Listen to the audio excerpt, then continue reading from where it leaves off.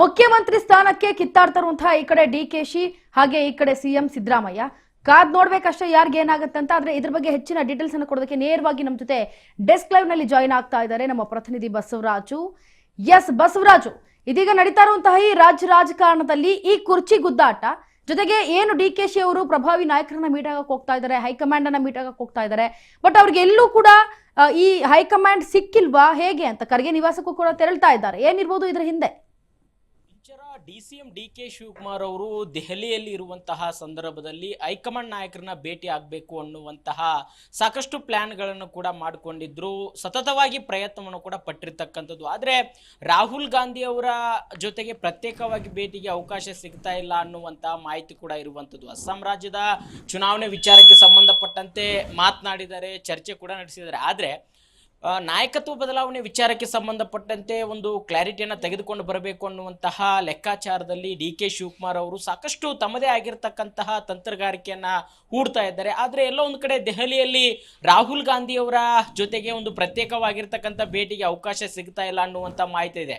ಅದರ ಜೊತೆಗೆ ಸೋನಿಯಾ ಗಾಂಧಿ ಅವ್ರನ್ನು ಕೂಡ ಭೇಟಿ ಆಗಬೇಕು, ಏನು ಪದೇ ಪದೇ ಆಗಿರ್ತಕ್ಕಂಥ ಈ ಗೊಂದಲ ಏನಿದೆ, ಈ ಗೊಂದಲಕ್ಕೆ ಒಂದು ತೆರೆ ಬೀಳಬೇಕು ಅನ್ನುವಂಥದ್ದು ಎಸ್ ಆರ್ ನೋ ಎರಡರಲ್ಲಿ ಒಂದಾದ್ರೂ ಒಂದು ಅಭಿಪ್ರಾಯವನ್ನು ಪಡೆದುಕೊಂಡು ಬರಲೇಬೇಕು ಅನ್ನುವಂಥ ಲೆಕ್ಕಾಚಾರದಲ್ಲಿ ಡಿ ಕೆ ಶಿವಕುಮಾರ್ ಅವರು ಕೂಡ ಇರುವಂಥದ್ದು. ಯಾಕಂತಂದ್ರೆ ಈ ಒಂದು ಜನವರಿ ತಿಂಗಳಲ್ಲೇ ಕೆಲವೊಂದಿಷ್ಟು ಸಿಹಿ ಸುದ್ದಿ ಸಿಗುತ್ತೆ ಅನ್ನುವಂಥದ್ದು ಅವರ ಆಪ್ತರು ಪದೇ ಪದೇ ಹೇಳ್ತಾನೆ ಇದ್ದಾರೆ, ಹಲವು ಶಾಸಕರು ಸಹಿತ.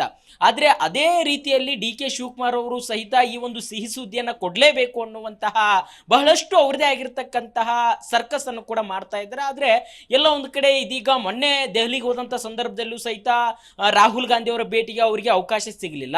ಇವಾಗಲೂ ಸಹಿತ ಎಲ್ಲ ಒಂದು ಕಡೆ ರಾಹುಲ್ ಗಾಂಧಿ ಅವರ ಜೊತೆ ಪ್ರತ್ಯೇಕವಾಗಿ ಚರ್ಚೆ ನಡೆಸಲಿಕ್ಕೆ ಅವಕಾಶ ಸಿಕ್ಕಿಲ್ಲ ಅನ್ನುವಂತ ಮಾಹಿತಿ ಇದೆ. ಈಗಾಗಲೇ ಮತ್ತೆ ರಾಜ್ಯಕ್ಕೆ ಕೂಡ ಅವರು ವಾಪಸ್ ಮರಳಿರ್ತಕ್ಕಂಥದ್ದು. ಈಗಾಗಲೇ ಏನು ಭೀಮಣ್ಣ ಖಂಡ್ರೆ ಅವರ ಒಂದು ಅಂತ್ಯ ಸಂಸ್ಕಾರದಲ್ಲಿ ಕೂಡ ಅವರು ಕೂಡ ಭಾಗವಹಿಸ್ತಾರೆ. ಹಾಗಾಗಿ ಆ ಒಂದು ಹಿನ್ನೆಲೆ ಅವರು ಕೂಡ ರಾಜ್ಯಕ್ಕೆ ವಾಪಸ್ ಬರುವಂತದ್ದು. ಆದ್ರೆ ದೆಹಲಿಯಲ್ಲಿ ಅವ್ರನ್ನ ಇವತ್ತು ಖುದ್ದಾಗಿ ಭೇಟಿಯಾಗಿ ಇದಕ್ಕೊಂದು ಅಂತಿಮವಾಗಿರ್ತಕ್ಕಂತಹ ತೀರ್ಮಾನವನ್ನು ತೆಗೆದುಕೊಂಡು ಬರಲೇಬೇಕು ಅನ್ನುವಂಥದ್ದನ್ನು ಕೂಡ ಡಿ ಕೆ ಶಿವಕುಮಾರ್ ಅವರು ದೆಹಲಿಗೆ ಹೋಗಿಂತ ಮುಂಚಿತವಾಗಿ ಅಂದ್ರೆ ಮೈಸೂರಿಗೆ ರಾಹುಲ್ ಗಾಂಧಿ ಅವರು ಬಂದಂತ ಸಂದರ್ಭದಲ್ಲೇ ಒಂದಿಷ್ಟು ಚರ್ಚೆ ಕೂಡ ನಡೆಸಿದ್ರು. ಆದ್ರೆ ಇದೀಗ ತರಾತುರಿಯಲ್ಲಿ ಮತ್ತೆ ರಾಜ್ಯಕ್ಕೆ ಕೂಡ ವಾಪಸ್ ಆಗಿರ್ತಕ್ಕಂಥದ್ದು, ಮತ್ತೆ ರಾಹುಲ್ ಗಾಂಧಿ ಅವ್ರನ್ನ ಮತ್ತೆ ಸೋನಿಯಾ ಗಾಂಧಿ ಅವ್ರನ್ನ ಭೇಟಿ ಆಗಬೇಕು ಅನ್ನುವಂತ ನಿಟ್ಟಿನಲ್ಲಿ ಮತ್ತೆ ದೆಹಲಿಗೆ ಹೋಗುವಂತ ಎಲ್ಲಾ ಸಾಧ್ಯತೆ ಕೂಡ ಇದೆ.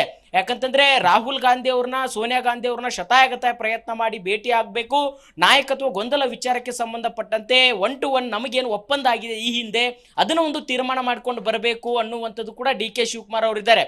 ಅವರ ಪಕ್ಷ ಸಂಘಟನೆ ಆಗಿರ್ಬೋದು, ಅವರ ಒಂದಿಷ್ಟು ಪಕ್ಷಕ್ಕಾಗಿ ದುಡಿದಿರ್ತಕ್ಕಂಥದ್ದು ಇರಬಹುದು, ಉಪಚುನಾವಣೆ ಇರಬಹುದು, ವಿಧಾನಸಭೆ ಚುನಾವಣೆ ಆಗಿರ್ಬೋದು, ಲೋಕಸಭಾ ಚುನಾವಣೆ ಆಗಿರ್ಬೋದು, ಆ ಎಲ್ಲಾ ಚುನಾವಣೆಗಳಲ್ಲಿ ಕೂಡ ಡಿ ಕೆ ಶಿವಕುಮಾರ್ ಅವರ ಪಾತ್ರ ಏನು, ಈ ಹಿಂದೆ ಏನಾಗಿತ್ತು, ಇದೆಲ್ಲವನ್ನು ಕೂಡ ವಿವರಣೆ ನೀಡಿ ಕೊಟ್ಟ ಮಾತಿನಂತೆ ನೀವು ನಡೆದುಕೊಳ್ಳಬೇಕು, ಪಕ್ಷ ನಿಷ್ಠೆಯಾಗಿ ನಾನು ಕೆಲಸ ಮಾಡಿದ್ದೇನೆ, ಅದೇ ರೀತಿಯಾಗಿ ನೀವು ಕೂಡ ನನಗೆ ಅದೇ ರೀತಿ ಮಾತು ಕೊಟ್ಟಂತೆ ನಡೆದುಕೊಳ್ಳಬೇಕು ಅನ್ನುವಂತಹ ತಮ್ಮ ಒಂದು ಅಭಿಪ್ರಾಯವನ್ನು ಕೂಡ ರಾಹುಲ್ ಗಾಂಧಿ ಅವರ ಮುಂದೆ, ಸೋನಿಯಾ ಗಾಂಧಿ ಅವರ ಮುಂದೆ ಒಂದು ಪ್ರಸ್ತಾಪ ಮಾಡಬೇಕು, ಇದಕ್ಕೆ ಒಂದು ಅಂತಿಮವಾಗಿರ್ತಕ್ಕಂತಹ ಒಂದು ನಿರ್ಧಾರವನ್ನು ತೆಗೆದುಕೊಂಡು ಬರಬೇಕು ಅನ್ನುವಂಥದ್ದು ಕೂಡ ಡಿ ಕೆ ಶಿವಕುಮಾರ್ ಅವರು ಸಹಿತ ಅವರ ಆಪ್ತರ ಮುಖಾಂತರ ಮತ್ತೆ ಈಗಾಗಲೇ ಎಐಸಿಸಿ ಅಧ್ಯಕ್ಷರಾಗಿರ್ತಕ್ಕಂಥ ಮಲ್ಲಿಕಾರ್ಜುನ್ ಖರ್ಗೆ ಅವರ ಮುಖಾಂತರವೂ ಸಹಿತ ರಾಹುಲ್ ಗಾಂಧಿ ಅವ್ರನ್ನ ಸೋನಿಯಾ ಗಾಂಧಿ ಅವ್ರನ್ನ ಭೇಟಿ ಆಗಬೇಕು ಅನ್ನುವಂಥದ್ದು ಕೂಡ ಬಹಳಷ್ಟು ಪ್ರಯತ್ನ ಪಡ್ತಾ ಇದ್ದಾರೆ. ಆದ್ರೆ ಇದುವರೆಗೂ ಕೂಡ ಅದು ಸಾಧ್ಯ ಆಗ್ತಾ ಇಲ್ಲ. ಇಂಚರ.